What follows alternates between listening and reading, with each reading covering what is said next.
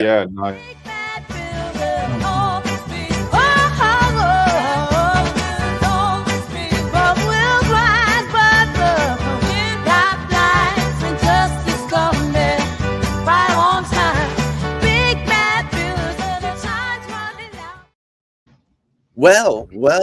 Well. Here we are to expose and talk about the big bad builders, but also perhaps even the slightly besmirched council. But we'll talk about more about that later.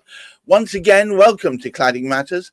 I have with me the guy who started the whole thing off, Hamish McLay of Search Convey, who's our esteemed chairman of the board, as it were, and Steve Day, who has been running buildingsafetyscheme.org from his own place where he's stuck, dare I say it, locked in to Royal Artillery Quays, another victim of the cladding crisis. But we also have with us a very big welcome to Dominic Ahern, who is actually in another block east of the river, which is suffering from the same issues. And he's with the same, let's shall put it, discontent with the way in which it's been run so far. So welcome. But as is traditional on this channel, we're going to start up from a word from our esteemed leader, Hamish McLay. Well, good afternoon to you all. I trust we're all enjoying some of the weather. Some of us aren't able to for a number of reasons. Our topic of conversation today does actually impact on some of those people who aren't exactly sat there in a comfortable position, because we have already had identified, as many of our listeners will know, as Steve's being able to sort of point out, Royal Artillery Quays. There are over 1,000 residents there who have impacted upon them because of the way the cladding is being handled. Now, if you like, the only reason we spent time discussing matters relative to the council, which we'll cover a little bit of that in due course, but the reason we did that is because the council themselves fell into their own pit. They dug it and then they fell into it, and they're still sat in that pit that they dug. And they don't want to climb out of it, even though they've been told numerous times by numerous people that there were failings at the time of build, at the time of all sorts of various things that are going on. Even with the cladding, which they're suggesting is going to be adequate, even that is inadequate. It is not going to impact the way it should actually impact. Now, of course, what we've got is Dominic is in a totally different sort of block, but suffering exactly the same consequences. So far, we've had identified something like 5,000 properties containing altogether 250,000 flats where remediation was going to be required. They have actually estimated that there are at least another 5,000. It could be more than that. It could be 7,000. But there's at least another 5,000. And that actually sort of means we're up to 500,000 flats that need to be remediated. Now, the sad thing is the remediation which is being carried out is not acceptable to the insurers. The insurers are saying, well, hey, hang on, you're still leaving certain materials on there. But it's the thousands that we haven't recognized yet that really are the worrying factors. They're sitting assuming themselves to be safe, only because somebody hasn't carried out the test to prove the fact. So really, the two people that we have here who have the experience of them are the ones that can tell them what has happened, what is happening. And I think the worst of it, being told, like Steve's been actually told now, that basically they have the amount of work that's going to be carried out, which is inadequate to completely sort of isolate the fire risk. That is actually going to take over 2 years, 120 weeks, and that's not going to be adequate enough for the insurers to turn around and say, okay, guys, you're safe. Well, that seems ridiculous. I'm going to immediately pass over to Steve Day, who has been championing this very issue himself, before we move on to Dominic to hear your story, sir. Steve. Well, yes. I mean, effectively, we're now 8 weeks in. Greenwich Council says there's no evidence of building regulation breaches at the time of construction. We've got internal reports saying the building regulation breaches at the time of construction are so serious that the prosecution should be recommended in the event of fire. May I just interject and say, for shame, for shame. Yeah, Sorry. shame on them. And we've basically done a whole campaign over the 7 weeks trying to find different ways to put it out there. And indeed, we've worked together, haven't we, Gareth, on 3 videos? And yes. we have another one today, which will basically socket through to that. But it's also been in the Sun. It's been in the BBC London News, their top story 2 weekends ago for 8 hours on their website. And yet this council, this Labour-run council, is still clinging to the fact that there are no building regulation breaches, ignoring their own building control department that have said that they're unlawful construction at the time. Now, down the road, as we've covered before, there's another block of flats where they threw the book at them and said they need to demolish part of it because they didn't keep to the regs. But they are not Barratt, and that's Labour's new master builder. And why is Barratt getting off down the river when up the road their competitor is they throw the book at them? That's the question. Why is the council? But they had a very bad piece of justice yesterday for them, not for us. And they lost the by-election of Shooters Hill by 108 votes because they have ignored not only the Royal Artillery Quays residents campaign, which isn't in that ward, but they were also ignoring the residents' concerns on the local issues in that area.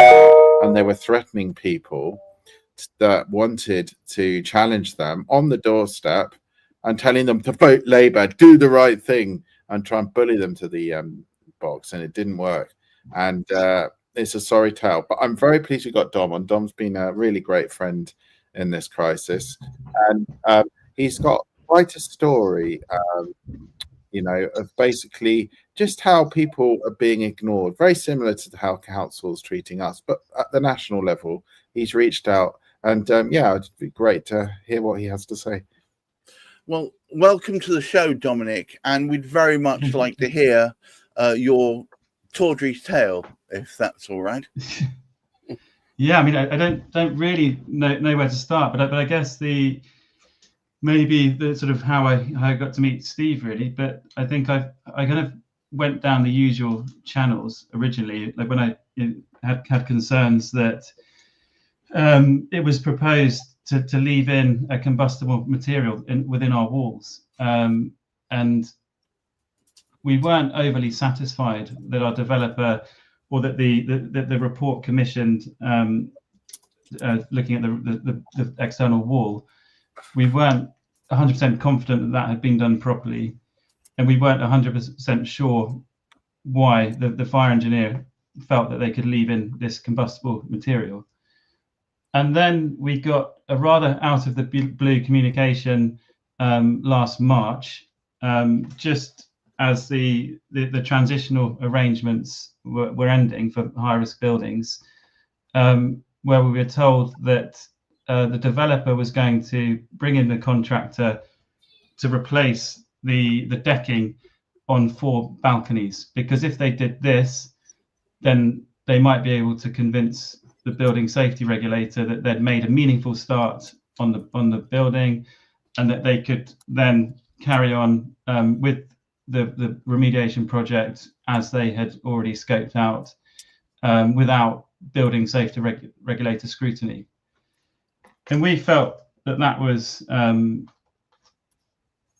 not entirely honest. And at the time, I didn't realize exactly sort of how dishonest it was. But the difficulty we had is that they're kind of pushing it in terms, well, we want to get this done quickly, and if we don't try to use this tactic to push it through, then it's going to hold everything up.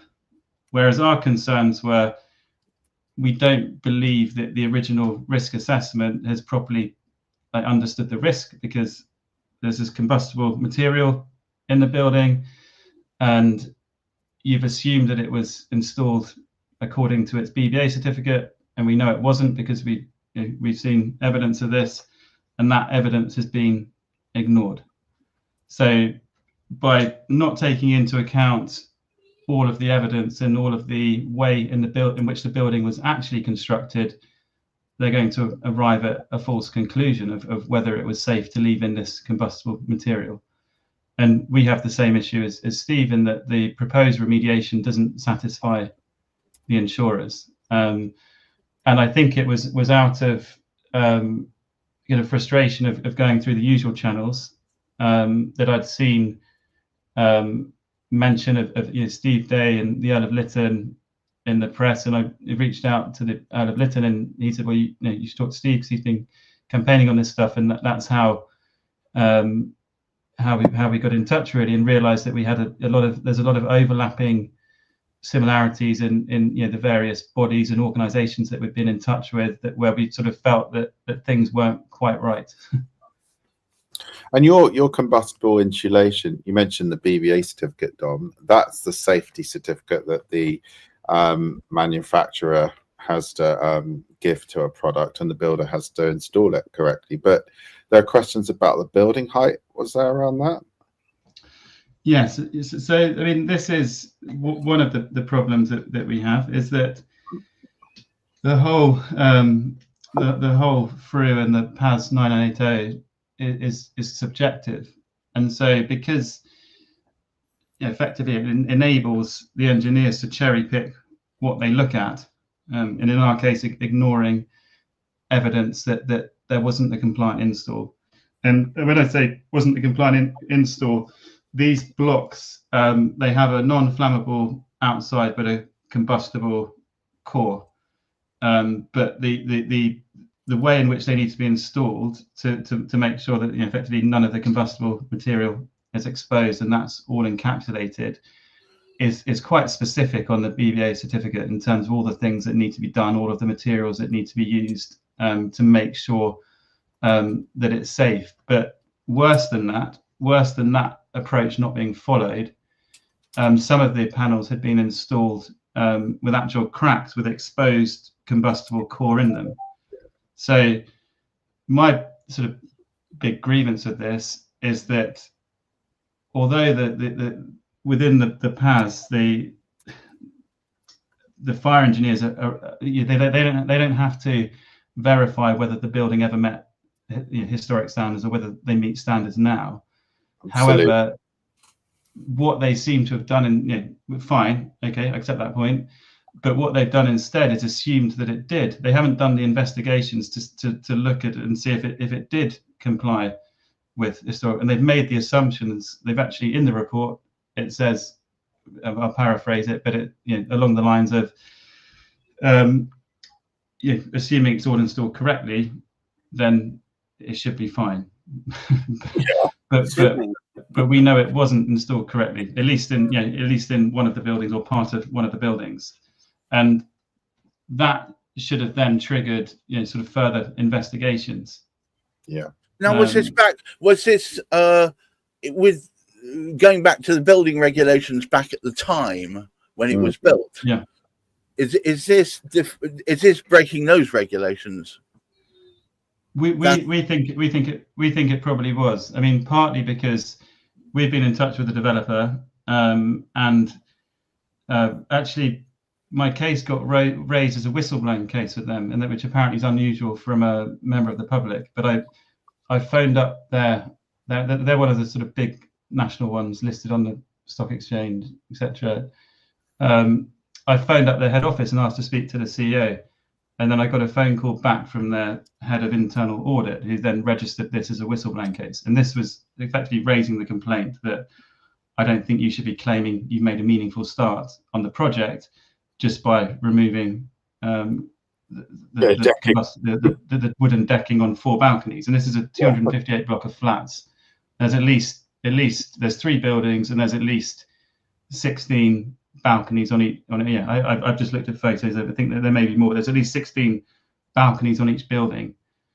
And interestingly, the government's own guidance on where on where to draw the line in terms of letting projects pass through under the transitional arrangements, they released guidance in February, where it went into quite a lot of detail about a meaningful start, or the work being sufficiently progressed as it is in the underlying legislation. They said that the intention of that was for there to be a meaningful start, i.e. some sort of something substantive, to avoid this sort of gamification of it.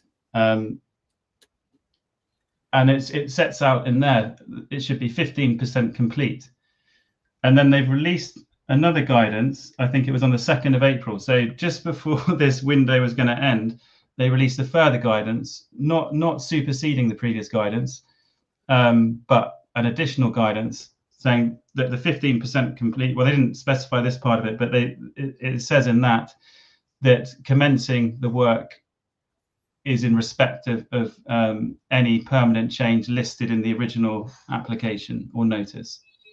So they haven't completed. So in terms of, even if they said that the balconies, replacing the decking on the balconies was listed in the original notice, which it was, they haven't completed 15% of that work in any of the buildings. So they've not only, and I've raised this point with the building safety regulator as well, and they're sort of washing their hands of it, saying, well, the developer informed the local authority building control, and they've told us that it was fine. And so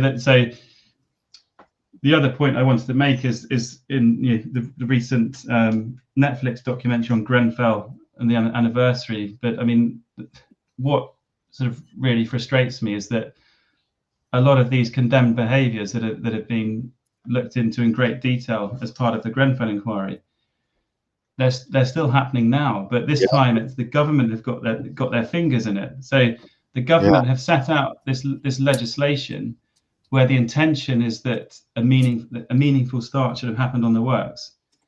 They're then getting, well, we don't know who is urging who to do it, but the developers are then going to the local authority saying, well, we've made a meaningful start, and everyone is blaming each other. So there's this as described in the Grenfell inquiry, web of blame.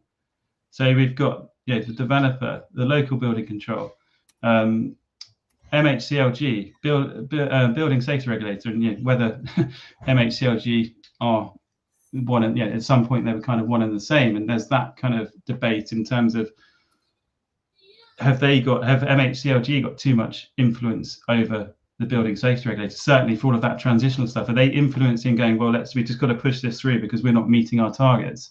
So we've got, each party is not being honest, and they're ignoring their own legislation. And just to push forward their own targets, and I don't think that's right. So we're saying we don't want this pushed through quickly. We want this done properly, and we don't think that the process has worked. But no one is taking this seriously. Not even, I've even written to the directors of the building safety regulator, and they've said, I don't think there's anything else we can do. Everyone's ticked off their boxes, and that's recently. That's like within the last week or two. Tim Galloway wrote to me going, he's forcing me to go through the complaints process, and I'm like, well, the process hasn't worked. The fire engineer wasn't independent because they'd already written the EWS1 form and omitted evidence from it. They'd then been used to write R through, so they weren't independent because they'd already had a conflict of interest of self-review over having sort of tweaked their report in the beginning. So that's breaching the terms of the developer's remediation contract. Not only that, they're gaming the system to pretend that they made a meaningful start, to rush this all through without having properly inspected whether or not this combustible material was installed compliantly. They've said, well, we assume it was because we assume it was, but we haven't checked it. And they're confusing, everyone's confusing these points, and everyone's creating this web of blame. So this is the saddest point for me, is that the Grenfell inquiry came up with all of these findings, but they're just being ignored. Not only that, now the government have their hands in it. They're encouraging this behaviour, and I think it's deeply wrong. Well, it is, frankly, deeply wrong. And dare I say it, Steve and Hamish, there seems to be a theme here, which is obfuscation, ignorance, gamifying the system to potentially suit some people's own undertow of purpose. We're not entirely sure what that is. And also just willful disobeying the very essence of the code with which buildings are built in the first place. And the whole system is about ignoring what Dom is saying, what we're saying at RAAC. You've got two now, either side of the river in London, big blocks of flats, basically saying, ignore the state of the building if it was unlawful at the time of construction. Just ignore it and then shut up if you talk about it and blame everyone else and you can go off. That's after the Grenfell. And I didn't a councillor just got effectively edged out because they happened to raise dissent? Yeah, I would urge all the viewers of this to look at Greenwich Wire. It's our local Greenwich magazine, but it could happen in your council, wherever you are in the UK. Have a look. It's on the front page, the by-election win of the Greens, who ousted Labour. Historic win, but why? Why did Labour lose their majority? And it's a story of ignoring, belittling councillors and residents, ignoring their concerns and lying. And not listening to residents' needs and actually fronting up to them and being truthful. I just don't understand it. It's not hard to do this stuff, really. But what I would say, Steve, and I know anyone listening who may not have heard this figure, Steve, how many domiciles are there roughly covered in the UK still with dodgy cladding that has not been remediated?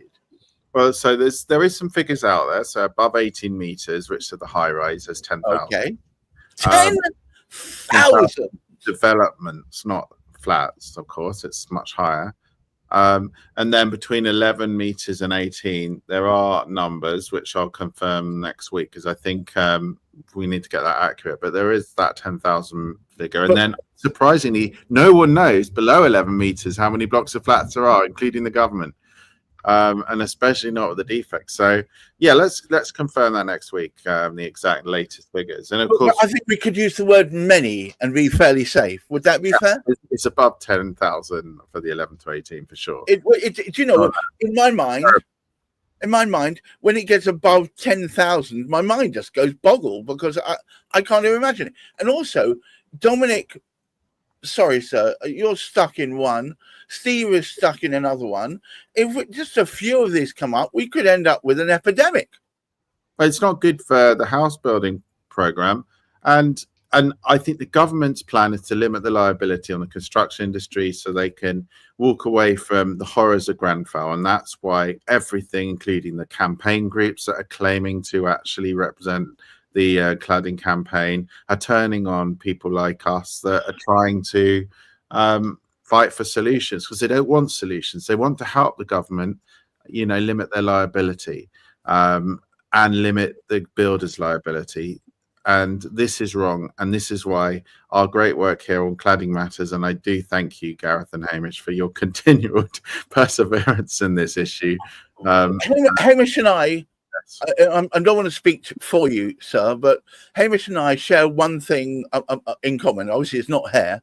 And that is that we both can see when something is not being done right. Yeah. And we're both, we are champions of not just the underdog, but those who have been badly treated. And in our limited capacity, Hamish, we have to rattle our sabres. Yeah? Absolutely. And interestingly enough, one of our podcasts earlier this week, very accomplished, both surveyor, project controller, and I don't know how many different things that Michelle has. I mean, she's even built bits and pieces herself. Never mind. Yeah, absolutely. Yeah, truly accomplished sort of person. This actually turned around and said, "You cannot rely on building control anyway, because they do not know. They do not investigate fully what the state of a building is as it's being built." Oh, she's told me horror stories of building control turning up and saying, "Well, it looks all right." Yeah, that's pretty much another couple of days. They know when the guys are going to come. They sit there with their cups of tea. They have a nice cup of tea. How's it going, mate? How's it going? How are the children doing? When you off on your holidays? Yeah. Well, that's why. Oh yeah, that's all right. Yeah, building's okay. Yeah, that's why we need the old scheme, because it takes the onus off building control. It says you need building control because you're going to get whacked every single time if you haven't got a compliant building, and that's why we need the old scheme. Dom, you're going to say something. This is another problem with the PAS 9980 is that effectively, and this is through. I mean, I've talked to so many different people through different channels, but some of the conversation I've had with people in building control is that they feel that their hands are tied by this. So what someone actually told me was that they're having to push through stuff that they are surprised at. The phrase I think they used was, well, they would have thought a bit more of combustibles would have come off that building. So you've got this situation where the building safety regulator, I'm saying to them, well, look, the process, the remediation plan hasn't worked because you've missed all of this. You've missed the fact that this combustible material wasn't installed compliantly. They come back and say, well, look, it's been audited by MHCLG. And my response to that is, well, they've audited what they've been presented, and they haven't been presented the stuff that was originally omitted from the report. So if you give someone something that sounds plausible and they review it, they're going to think it looks plausible. The audit is meaningless in that situation. And so that doesn't offer any reassurance. The building safety regulator are then passing it back going, well, your one's under building control because it went through on the transitional arrangements. Yeah, but you guys know, I've told you that the meaningful start wasn't made. Building control have told me that they felt misled by the developer and that we're not the only building. They literally changed the decking on 4 balconies of a 258 block of flats in March or April 2024, and they still haven't started works now. So they have not lifted a finger on any of the substantive work. And even if they did meet the guidance and say that, well, they had started the work, they hadn't even done 15% of replacing the balconies, even of that tiny part of the project. And the building safety regulator is so spineless and so toothless, and I know they know about this because I've had response from the directors, that they won't hold these people to account. If the building safety regulator won't hold people to account for breaking their own laws, then what's the point of them? Well, this is the point. This is the point. The law needs to have teeth. Otherwise, what is the point? I mean, what's it the old adage? It's not good enough for it to be done. It needs to be seen to be done. And to be seen to be done, we need action. Now, I just want to say, because we're coming to the end of today's broadcast, and thank you so much, Dominic, for sharing that. I mean, I don't know. Maybe I'm feeling a bit punch drunk from it all, but nothing you said particularly surprised me. It upset me, certainly, but it didn't surprise me, Dominic. And we shouldn't be that. We should be surprised by bad malfeasance. But it just turns out that it's just more of the same deluge of excrement. And I think I'm going to take that as a domain name. Steve Day, thank you very much once again for standing up for those, for what is right. Hamish, for setting up this amazing channel, which I think, as everyone would agree, is the unfettered, mostly broadcastable way in which we can get people to take notice of these things. And Dominic, thank you so much for sharing your story. The other day, when the latest salvo from Greenwich, where they changed their position more times than a person with ants in their pants, it changed. Steve and I got our heads together and we thought, how could we respond to it? Well, as usual, I'm afraid we responded to it in song and word. And I hope you enjoyed the latest one, which I wrote, called Smoke and Glass, with beautiful video graphics from Steve. Here we go. Fingers dusk in Woolwich town. Council in the corner trying to shut it down. No breach, they said with a knowing grin, while the render flakes and the fire creeps in. Signed off but not safe. His silence fills the empty space. He wrote the rules, then looked away and let the risk just sit and stay. 4 statements, 4 spins, but your own words throw stones through your own glass skin. Dot and dab bodge from day one. Now you say there's no breach. Go on, son. Spacing wrong, no fixing shown. Reports say burn, but you condone.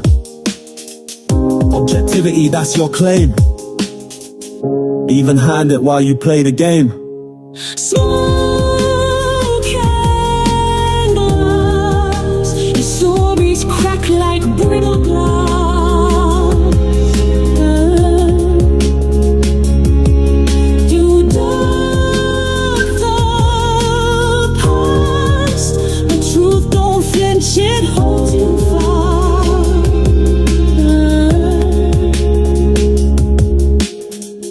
Breach ain't failed it, Weber failed it. Even your own inbox bailed it. But here you stand, smooth tie, hard stare, saying talk to the BSR like you weren't there. 418 flats and fears, had to live without for 2 straight years. You don't see breach, you don't see guilt. Then what the hell was even built? Smoke and glass, your echoes never lost. You wrote the past. Now we light the match. You can't silence truth with a council stamp. You can't whitewash facts with PR damp. The letters are yours, but the fire, that's ours to survive.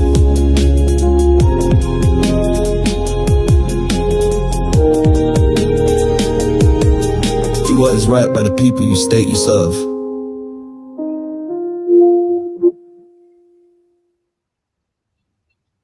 So I hope you enjoyed that.